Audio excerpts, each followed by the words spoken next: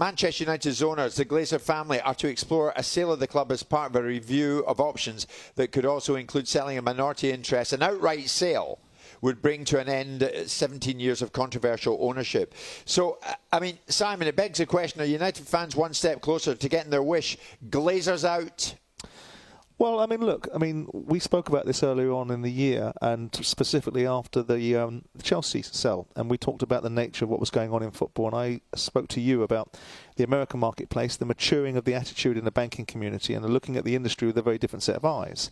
So with that in mind, you know, the Rain Group now have had their whistles wetted by the sale of Chelsea, and they are being motivated. You've got Fenway in the mix as well with their ideals about what they think they can and can't get. And I spoke to you, we spoke about it about 2 or 3 weeks ago, about the idea that United would be in play at about 6 or 7 billion. Every day of the week and twice on Sunday, if they're getting into that territory, the Glazers will sell, because the return on investment will be phenomenal. The benefits of the outcome will be vast. So what are they looking for then? Confirm that for me, Simon. What's the asking price? Well, you know, you're looking at the idea that it's being punted around by certain factions, and specifically the Rain Group, that are now at the front and centre of looking at football finance and doing deals in the American marketplace. And they're alluding to between a 6 and 8 billion pound price tag.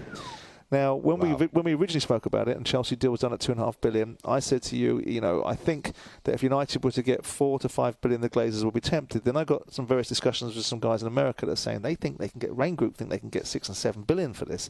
Now, the Glazers' ears will prick up, because when you get to 6 and 7 billion, you're now talking about a return on investment which is absolutely phenomenal. You're getting to the top end of where these valuations are for the next half a decade, I suspect. Is it really that much more than Chelsea? What was Chelsea? Two odd billion, 2.5? Chelsea was a very different dynamic, wasn't it? It was a distressed sale being forced upon the owner by the very nature of the circumstances in the Ukraine and Russian conflict. So there was a very different situation. It was already in a situation where the guy could no longer own that business. It was just a matter of getting him out of there at a price that would make the market move on it. And even then, at 2.5 billion, I think everyone took a breath in. Is it really going to go for 2.5 billion with commitments to spending another 1.75 billion? In this part of the world, Simon, someone would stump up between 6 and 8 for Manchester United. Possibly. Can they make money on that, Simon? Well, it depends what you listen.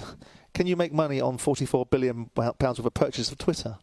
The idea is, what do you want to use it? What do you want to use it for? And the challenge that we have sitting in this part of the world, and I'll say it, and I don't care if it makes me particularly unpopular in this part of the world, do we want a lot of our football clubs being owned by Middle Eastern money and American money, and the challenges that go with it? This is an American deal. It might be in part funded by Middle Eastern guys, but if it's an American financiers that are looking at this deal, dollars for donuts, it'll be in America. The problem is, and Man United fans can sit there and go, oh, great, that's out, now get rid of these Herberts. When someone comes through the door after spending 7 or 8 billion to buy this football club, what do you think they're going to do? Give you precisely what you want? They're going to give you what they want to give you on the basis of what they've paid for that football club. And in the same way that Todd Bowley will do the same at Chelsea. You and I have heard some crazy conversations around money whilst we've been out here in Qatar. In the box the other day that we happened to be in for the England game, we heard, and it was confirmed to us by no less than Nasser Al-Khelafi, that yes, PSG, an offer was in of 4 billion euros. And in fact, the individual who made the offer, we just missed when we walked into the box. So they're here, these boys amongst us. These boys know there is a new generation of ownership models coming into football, and they are looking at it. They're looking at the commercial opportunities. They're looking at the manner in which they can communicate with eyes around the world, the anonymizing of data to be able to ascertain what people want to watch when they want to watch it. They're looking at the broadcast deals. Bowley and his guys are as smart as paint. They've got to get their gap. They've got to get their feet in two camps. They've got to get their feet in the commercial world and in the football world and understand the parlance of football.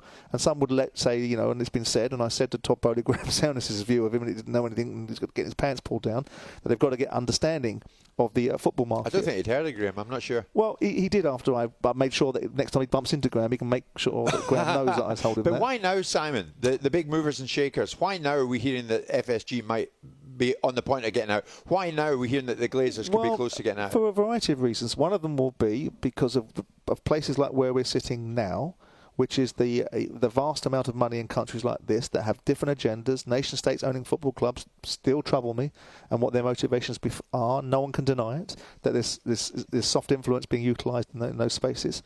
The marketplace is beginning to have a different view. Once upon a time, and up until certainly the last 5 or 6 years, banking looked at football as an industry that you can't rely on it. It's not a banking proposition. It doesn't make any sense. The return on investment isn't there.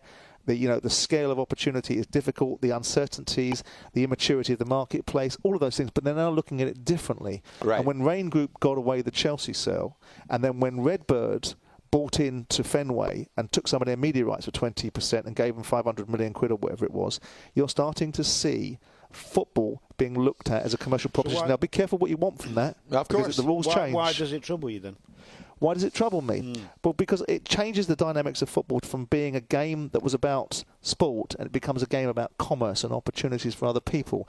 Now, that's the reality of it. But also with nation states owning football clubs, it should trouble us all.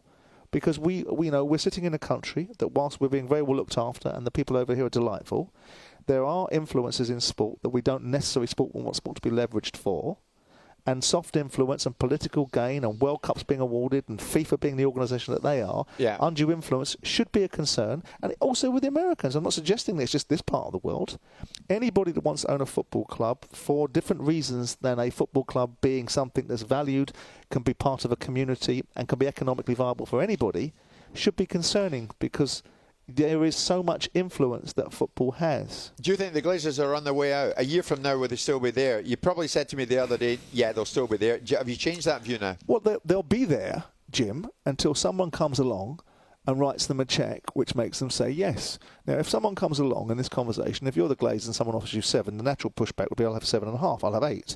If you're in a territory now where someone, and the market is at a price, my likely view on this is that they'll sell a piece of United in the same way that I think Nasser Al-Khelaifi will sell a piece of PSG rather than all of it. Doesn't that narrow the market of buyers, though, if you're only selling a piece? Because isn't there ego involved as well? Well, depends what that piece is for, and depends if it's a entrance point. It's like the guy that bought some shares in West Ham is going to end up owning West Ham. The Americans that bought a position in Palace are the majority shareholders in Crystal Palace now, and at this scale, there'll be an ultimate owner out of it. Do you think there's somebody out there in this part of the world who'd cough up between 6 and 8 bill for Manchester United? I think there's somebody in America that will cough up that kind of money.